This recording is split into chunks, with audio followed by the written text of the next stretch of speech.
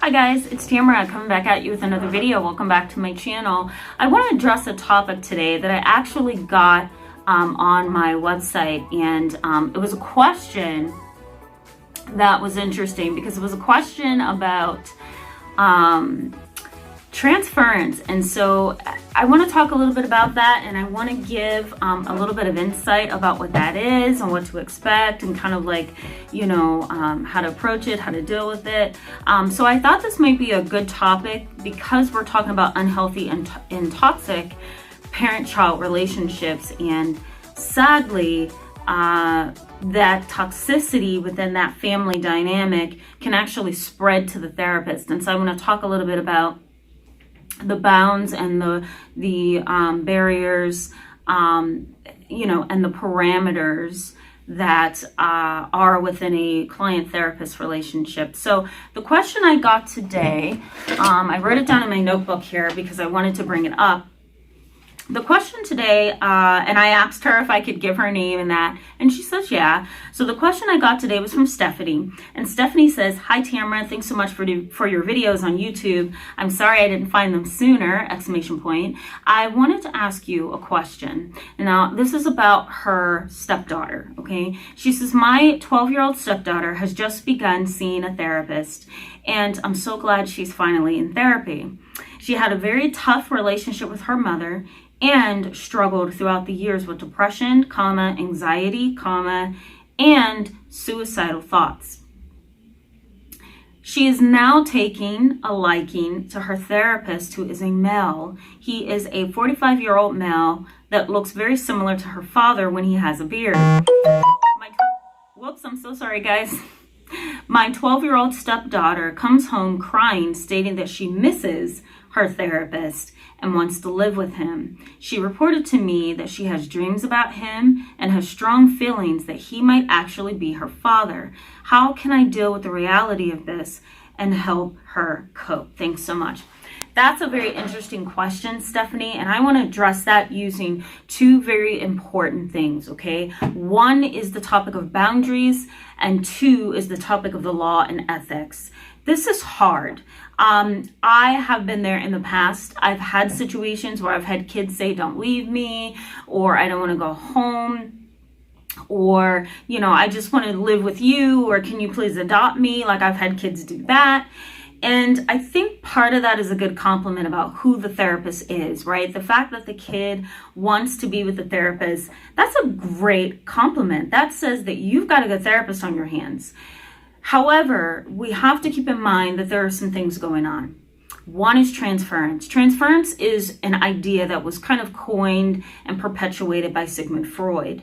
And he basically, described transference as feelings that the client has about the therapist that doesn't originate with the therapist. It originates with some past childhood need or trauma.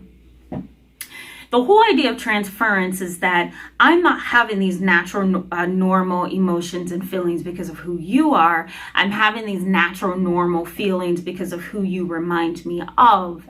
And so that's what kind of separates transference from real emotions.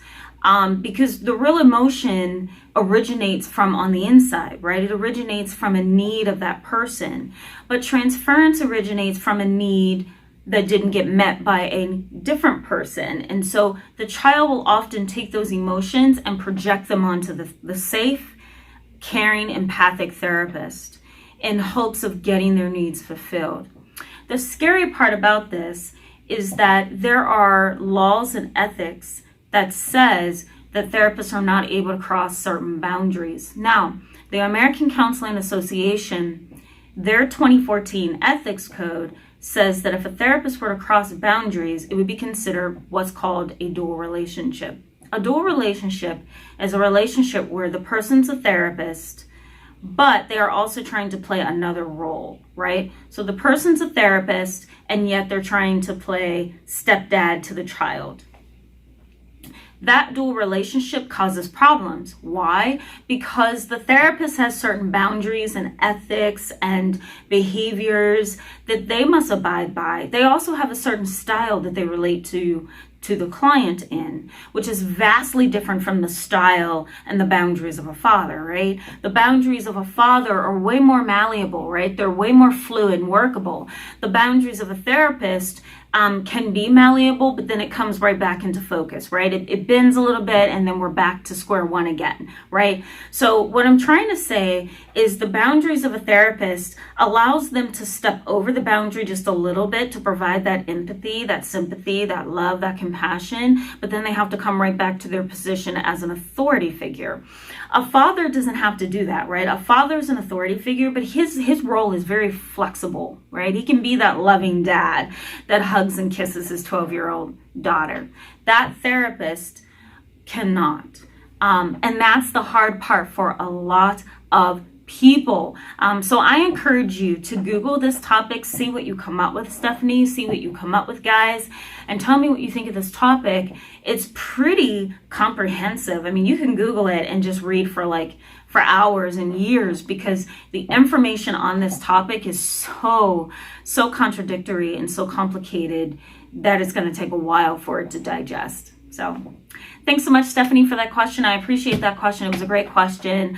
This is something that I get asked about all the time, so I'm glad I was able to answer it for you. If you guys have a question that you'd like me to answer about parents or toxic relationships or unhealthy relationships with parents, send them my way. I'm going to be answering them using these videos, and I'm going to try to keep the videos short in my answers as well. So go ahead and send your questions to me. Post them in the comment section below, and I look forward to hearing from you. Bye, guys. I'll see you soon with a new video. Bye.